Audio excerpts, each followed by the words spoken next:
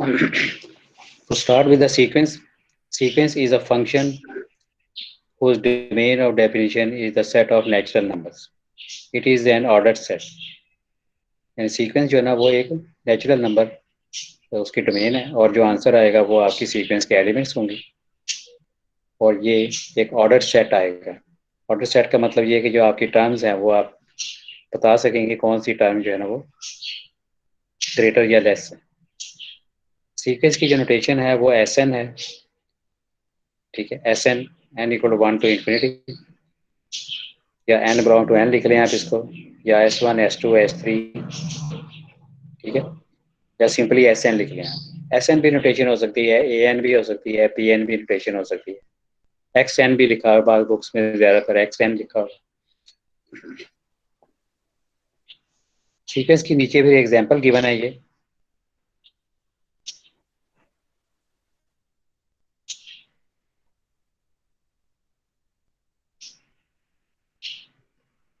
N first sequence is n, n की value 1 लगाएंगे तो 1 ही आंसर आएगा, एन की वैल्यू 2 लगाएंगे ये, एन की वैल्यू 3 लगाएंगे तो 3 आंसर आ जाएगा। तो ये भी एक सीक्वेंस है, यानी जो नेचुरल नंबर है वो भी एक सीक्वेंस ही है,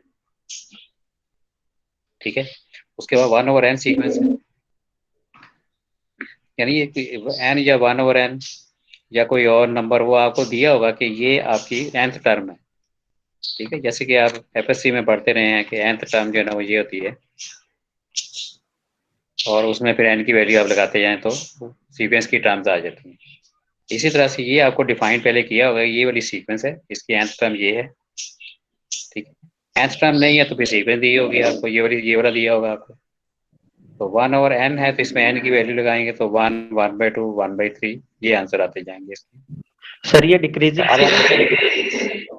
हाँ, आप ये जो सीक्वेंस है इसमें आप देखें पहली वैल्यू 1 है, उसके बाद 1/2, 1/3, 1/4, तो ये तो डिक्रीज नहीं हो रही टर्म्स। यस हर अगली टर्म, यस सर, हाँ हर अगली, ये डिक्रीजिंग सीक्वेंस होगा। हाँ हर अगली टर्म जो है ना वो स्मॉल हो रही है, इट मीन्स के this is a decreasing sequence. Decreasing sequence, हाँ ये डिक्रीजिंग सीक्वेंस है। और जो ऊपर वाली सीक्वेंस है एन जो लिखा है ये इंक्रीजिंग है, इसमें हर अगली टर्म बढ़ रही है। Yes sir, increasing. हाँ ठीक है, हर अगली टर्म जो है ना वो बढ़ रही है और इसकी हर टर्म डिफरेंट आ रही है, इसमें भी हर टर्म डिफरेंट ही है, ठीक है। तो इसको कहते हैं कि इसकी जो रेंज है वो इनफाइनाइट है, इसकी भी रेंज इनफाइनाइट है। Yes sir. रेंज इनफाइनाइट का मतलब ये है कि हर टर्म अगली डिफरेंट आ रही है।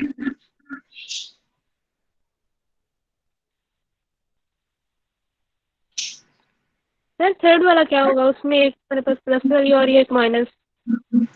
हाँ -1 की पावर n+1 है, तो इसकी ये वाली टर्म्स आ गई हैं। इसमें आप देखें ये सीक्वेंस पहले डिक्रीज हुई है, फिर सेकंड टर्म के बाद फिर इंक्रीज हो गई, फिर डिक्रीज, फिर इंक्रीज। तो इस तरह की सीक्वेंस जो है ना वो उसको हम कहेंगे कि ना ही डिक्रीजिंग है और ना ही इंक्रीजिंग, ना इधर decreasing nor increasing. Yes sir. ठीक है, सीक्वेंस इंक्रीजिंग डिक्रीजिंग एक तो सर इसको कांस्टेंट सीक्वेंस कह सकते हैं सर अल्टरनेटिव सीक्वेंस भी होता है ना, जिसमें प्लस माइनस मतलब इस तरह से आ रही होती है। हाँ वो ना डिक्रीजिंग होगी ना इंक्रीजिंग होगी। अल्टरनेटिव या फिर कांस्टेंट। कांस्टेंट सीक्वेंस जो है ना वो भी कांस्टेंट सीक्वेंस में एक ही एलिमेंट रिपीट होता है। जी सर। कांस्टेंट सीक्वेंस वो होती है जिसमें एक ही एलिमेंट एक ही एलिमेंट जो है ना वो रिपीट हो रहा होता है, जैसे 1 1 1 आ रहा है, 2 2 2 आ रहा है, ठीक है ना। Yes sir. तो आप ये वाले जो सीक्वेंस लास्ट वाली आप देखें इसमें दो ही एलिमेंट बार बार आ रहे हैं, ठीक है। Yes sir. तो इस तरह की सीक्वेंस जो है ना वो इसमें टर्म तो इन्फिनिटी होती है ना, सीक्वेंस में इनफिनाइट टर्म्स होती हैं, लेकिन इसको कहेंगे कि इसकी जो रेंज है वो फाइनाइट है। रेंज फाइनाइट का मतलब है कि दो टर्म ही रिपीट होती जा रही हैं और कोई टर्म तो आ नहीं रही। जबकि ऊपर वाली दो एग्जाम्पल में आप देखें उसमें हर टर्म डिफरेंट आ रही है उसमें, उसमें कोई पता नहीं रेंज कहाँ तक जा रही है। तो ये इन्फिनाइट रेंज है, 1 और 2 में इन्फिनाइट रेंज है, और थर्ड में जो रेंज है वो फाइनाइट है।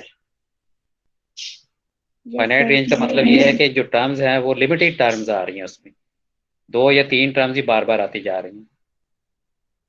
ठीक है। जी सर। और इनफाइनाइट रेंज क्या है वो,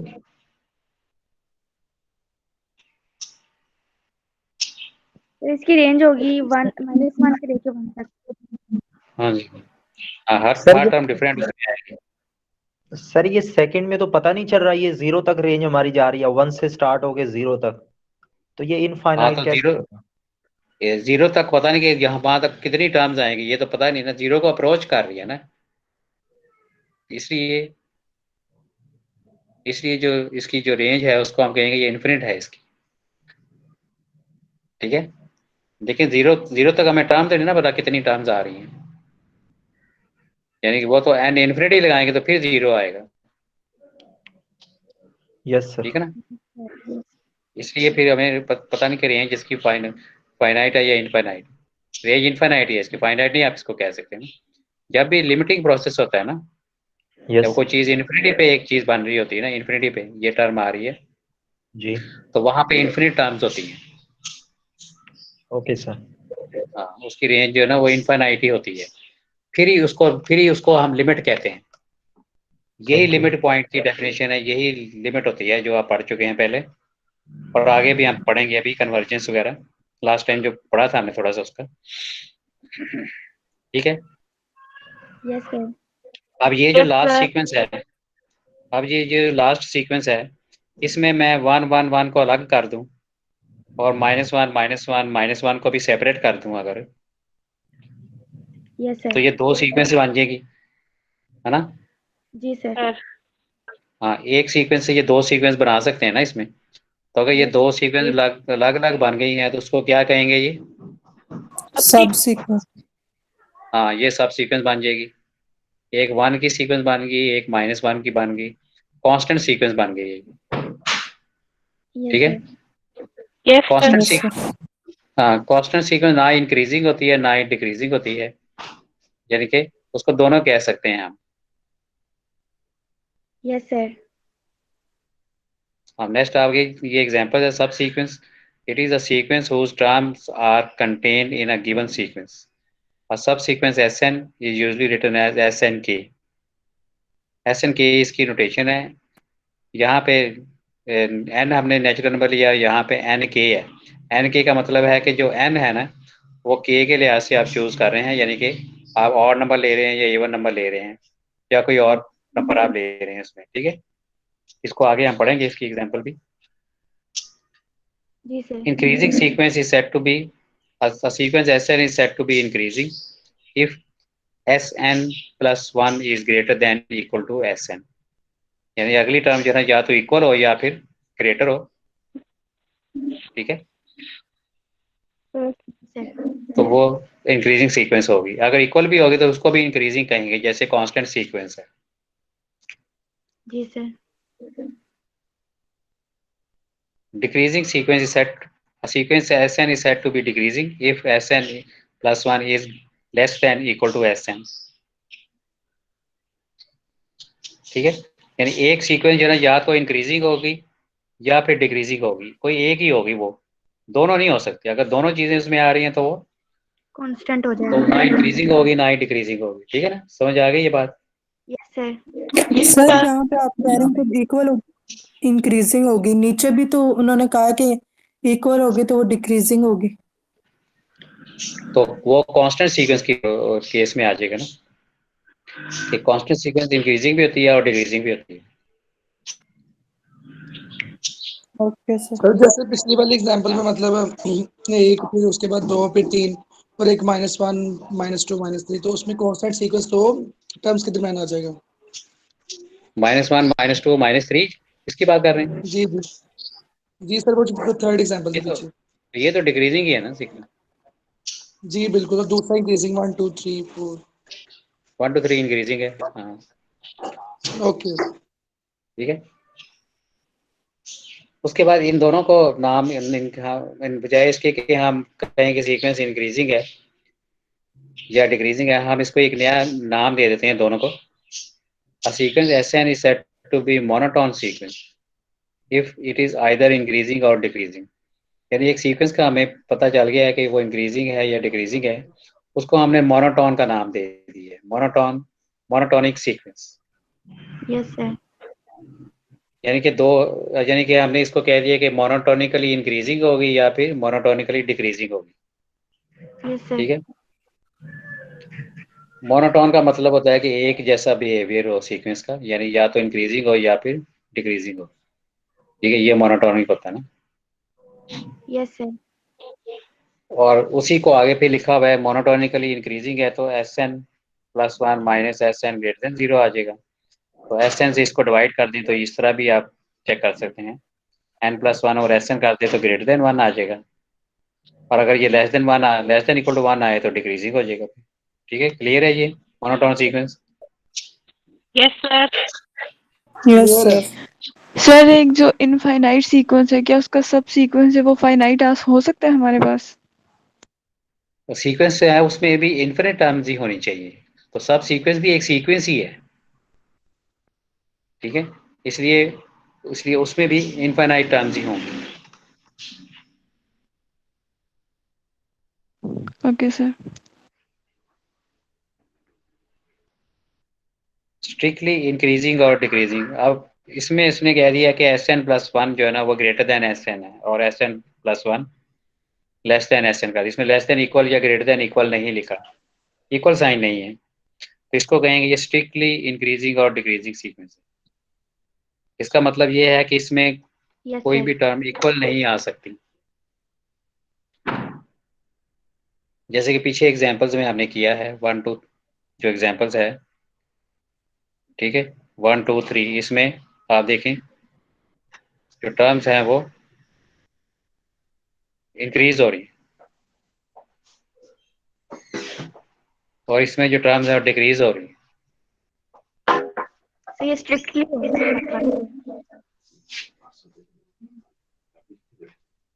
हाँ, तो पहले में इंक्रीज हो रही है और इसमें डिक्रीज हो रही है। ठीक है, इसमें कोई भी टर्म इक्वल नहीं है। बात ये होता है कि एक सीक्वेंस है उसमें पहली दो टर्म को इक्वल आ जाती हैं, ठीक है, तो बाद में आगे फिर वो इंक्रीजिंग होती है या डिक्रीजिंग होती है, इस तरह भी हो सकता है बात केसेस में ना। सर एक क्वेश्चन है मेरा। हाँ जी, सर ये जो थर्ड वाली एग्जांपल है हमारे पास, इसमें जो फंक्शन वो इंक्रीज भी हो रहा है डिक्रीज भी हो रहा है, तो क्या हम इसे मोनोटोन कह सकते हैं?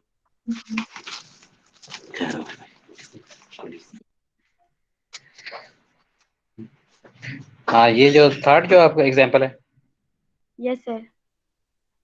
थर्ड में जो है इसमें इसमें तो एक टर्म डिक्रीज हो रही है और फिर आगे ये तो मोनोटोन है ही नहीं ना। ठीक सर है, कांस्टेंट हमने ही पढ़ा था ना कि हम इंक्रीजिंग और डिक्रीजिंग के बजाय इनको एक नाम दे देते हैं मोनोटोन, तो ये इंक्रीज भी हो रहा है डिक्रीज भी हो रहा है।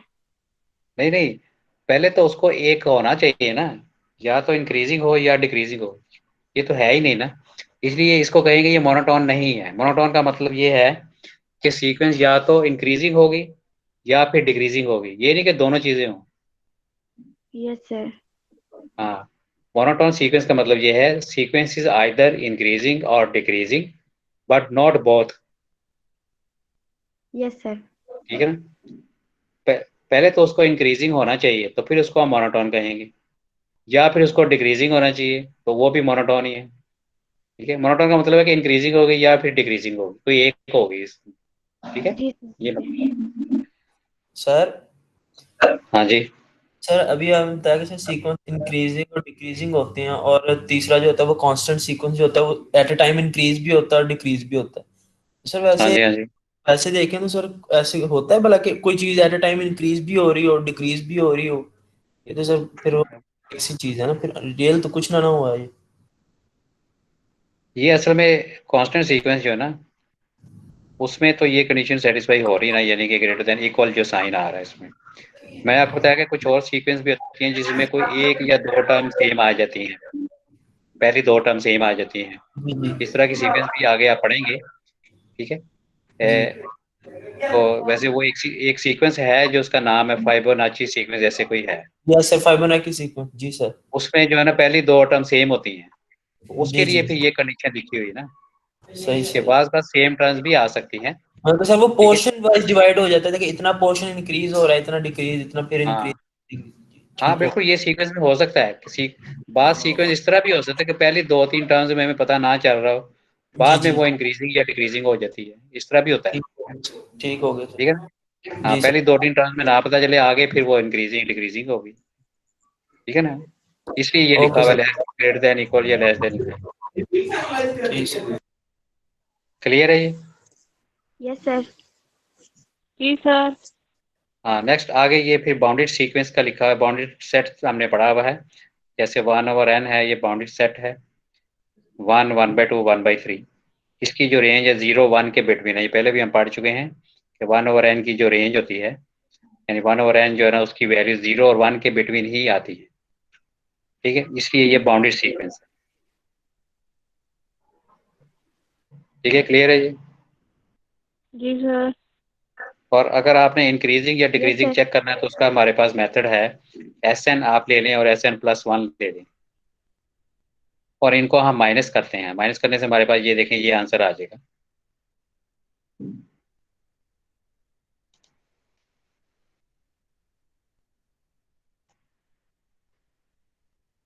और माइनस करने से लेस देन 0 आंसर आ गया हमारे पास ये। ठीक है ना, और फिर Sn+1 लेस देन Sn आ गया ये। इसका मतलब है कि जो पहली टर्म है अगली टर्म में वो छोटी आ रही है, ठीक है, पिछली टर्म से। n+1 अगली टर्म होती है ना, और n जो है पिछली टर्म है। तो आप देखेंगे पिछली टर्म में छोटी है और अगली बड़ी है। अगली टर्म छोटी है और पिछली जो है ना वो बड़ी है। ठीक है, yes Sn+1 is less than Sn, इसका मतलब ये कौन सी सीक्वेंस होगी? सर ये स्ट्रिक्टली डिक्रीजिंग। हाँ, स्ट्रिक्टली डिक्रीजिंग। सर हाँ, कैसे? मोनोटोनिकली डिक्रीजिंग कह सकते हैं। सर उसमें तो या फिर इक्वलिटी का इसको, साइन हो। हाँ हाँ, सर मुझे समझ नहीं आई इसकी। इसकी नहीं समझ आई? जी सर। हमने ये किया है कि जो Sn हमें गिवन था, यानी कि जो सीक्वेंस है, और Sn+1 जो है ना वो ये वाली टर्म आ जाएगी 1/n+1, n की जगह n+1 लगा दी, अगली टर्म यही होगी ना। जी सर। तो इन दोनों को माइनस किया हमने, तो हमारा ये आंसर नेगेटिव आ गया। यस इसका सर। मतलब ये होगा कि Sn+1 is less than Sn आ गया। Sn उधर चला जाएगा ना जीरो साइड पे। जी सर। जी सर। तो आप देखें जो n+1 टर्म है वो छोटी है Sn से, इसका मतलब ये है कि अगली हर टर्म डिक्रीज हो रही है सीक्वेंस में। ठीक है, यस। तो ये फिर डिक्रीजिंग सीक्वेंस है। या फिर इन दोनों को डिवाइड कर लें तो आंसर लेस देन 1 आएगा। Sn+1 डिवाइडेड बाई Sn करें, Sn से डिवाइड कर देना इनइक्वालिटी को, तो ये वो आ जाएगा आंसर। 1 से छोटा आएगा तो फिर भी ये डिक्रीजिंग होगी, अगर 1 से बड़ा आएगा तो इंक्रीजिंग हो जाएगी। यस ठीक सर। है, क्लियर है? क्लियर है ये? Strictly decreasing. स्ट्रिक्टली डिक्रीजिंग है जी, बिल्कुल। 1/n की सीक्वेंस है ना, वैसे ही पता चल रहा है। ठीक है, वैसे ही हमें पता चल रहा है कि ये स्ट्रिक्टली डिक्रीजिंग है। ठीक है, लेकिन ये मेथड भी है हमारे पास चेक करने का, Sn+1 माइनस Sn कर दें आप। ठीक है ना, जी सर। Yes sir. और देखिए इनको इनको चेक करें, ये सीक्वेंस है, पेपर डालें और इनको चेक करें कि जो सीक्वेंसेस हैं ये डिक्रीजिंग है या इंक्रीजिंग है, इसी मेथड से चेक करें। अभी अभी मेथड अप्लाई किया है ना। हाँ जल्दी करें ज़रा, इनको कंप्लीट करें 10 मिनट में। मेथड ये वाला पिछले वाला लगाना है ज़रा। ठीक है, यस सर। ठीक है। हाँ ये करें जल्दी, फिर आगे हम जो है ना वो करते हैं। अगली क्लास है आपकी? Yes sir. आपकी है। नहीं, सर इसके बाद नेचुरल 11 बजे तो स्लाइड नहीं दिखा। ना? सर हम फ्री हैं आज। 11 बजे नहीं है क्लास मैडम नो। की? No sir.